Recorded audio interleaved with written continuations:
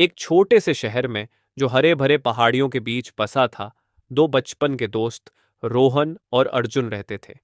5 साल की उम्र से ही वे अलग न हो पाने वाले दोस्त थे, जिनका आपसी बंधन समय के साथ और मजबूत होता गया।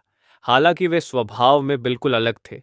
रोहन शांत और अंतर्मुखी था, जबकि अर्जुन जिंदा दिल और मिलनसार। लेकिन उनकी दोस्ती आपसी सम्मान और विश्वास पर टिकी हुई थी। जैसे जैसे वे बड़े हुए, जिंदगी उन्हें अलग रास्तों पर ले गई।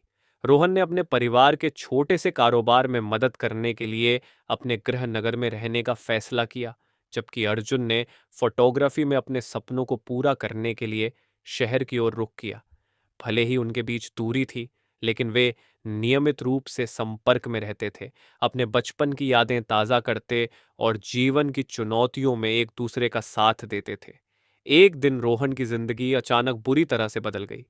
उसके परिवार का कारोबार, जो उनकी मुख्य आय का स्रोत था, अप्रत्याशित आर्थिक मंदी के कारण बुरी तरह से प्रभावित हो गया। इससे भी बुरा यह था कि रोहन के पिता गंभीर रूप से बीमार पड़ गए और अस्पताल के भारी खर्चों का बोझ भी बढ़ने लगा। आर्थिक संकट और अपने पिता की बीमारी से जूझते हुए रोहन पूरी तरह से निराश और हताश हो गया। एक रात जब उसके पास कोई और रास्ता नहीं बचा, तो रोहन ने अर्जुन को फोन किया और अपनी परेशानियों को साझा किया। उसकी आवाज में दर्द और निराशा थी जब उसने अपनी कठिन स्थिति अर्जुन को बताई। रोहन ने स्वीकार किया कि उसे इस आर्थिक संकट से बाहर निकलने का कोई तरीका समझ में नहीं आ रहा था और उसे अपने परिवार के भविष्य को लेकर बेहद डर लग रहा था। अपने दोस्त की आवाज में इस कदर दर्द सुनकर अर्जुन ने तुरंत कुछ करने का फैसला किया। बिना किसी देरी के उसने रोहन से कहा, मैं आ रहा हूं मदद करने के लिए। दोनों के बीच की दूरी कोई मायने नहीं रखती थी। अर्जुन ने अपना सामान पैक किया और अगले ही दिन अपने गृह नगर के लिए रवाना हो गया, इस संकल्प के साथ कि वह अपने दोस्त की मदद करेगा। जब अर्जुन पहुंचा तो उसने देखा कि रोहन एक अंधेरे और बिखरे हुए कमरे में बैठा हुआ था, जहां चारों ओर अनपढ़े बिल बिखरे हुए थे। रोहन थका हुआ और हारा हुआ लग रहा था, लेकिन अर्जुन इससे हतोत्साहित नहीं हुआ। हम साथ मिलकर इसका हल निकालेंगे, अर्जुन ने उसे भरोसा दिलाया। उसी क्षण से अर्जुन ने रोहन और उसके परिवार की मदद में खुद को समर्पित कर दिया। वह रोहन के पिता को अस्पताल ले जाने लगा और साथ ही रोहन को उसकी वित्तीय स्थिति ठीक करने की योजना बनाने में मदद की। अगले कुछ हफ्तों में अर्जुन ने पूरी मेहनत से रोहन की मदद की।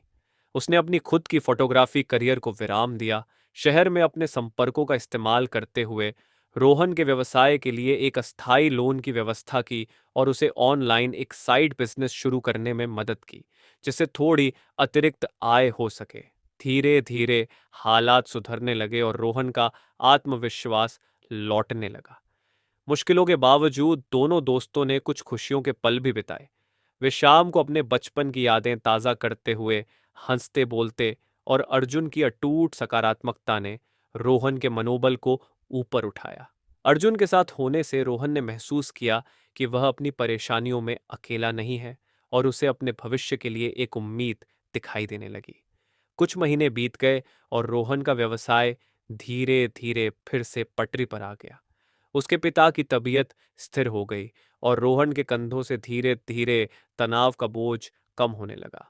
पुनः उभरने का रास्ता लंबा था, लेकिन अर्जुन की मदद से रोहन ने अपने जीवन को एक एक कदम करके फिर से संवार लिया। एक शाम जब वे दोनों साथ बैठे सूर्यास्त देख रहे थे, रोहन ने अर्जुन की ओर मुड़कर कहा, तुम्हारे बिना मैं ये सब नहीं कर पाता। अर्जुन ने मुस्कुराते हुए उसके कंधे पर हाथ रखा और कहा, तुम भी मेरे लिए यही करते। उसी क्षण दोनों दोस्तों ने यह समझा कि सच्ची दोस्ती सिर्फ अच्छे समय में साथ रहने का नाम नहीं है, बल्कि मुश्किल समय में एक दूसरे के साथ खड़े रहने का मतलब है। दोस्तों, अगर आपको हमारा यह वीडियो पसंद आया तो हमारे YouTube channel the story seekers को सब्सक्राइब करें और अपने दोस्तों के साथ शेयर करें